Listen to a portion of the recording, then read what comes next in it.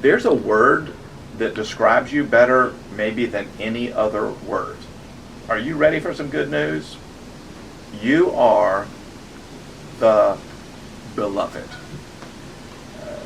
Today we're looking at Philippians chapter 4, verse 1, where Paul says, "Brothers whom I love and long for, my joy and crown, stand firm, my beloved." If you're a man and you travel to my home state of North Carolina, I just need to say, don't be surprised if a woman who is a complete stranger calls you sweetie.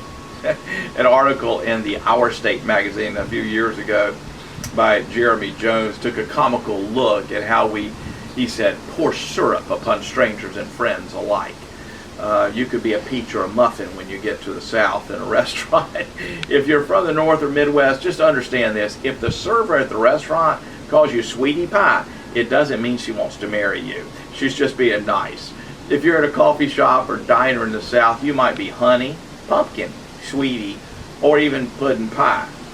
But if you were a Christian in the first century receiving one of the Apostle Paul's letters, you were beloved. The old King James renders a more literal reading of Philippians 4:1. "Therefore, my brethren, dearly beloved and long for, my joy and crown, stand fast in the Lord, my dearly beloved." Dearly beloved. Literally the verse says, "Therefore, brothers, beloved ones, long for, joy and crown, stand firm, beloved."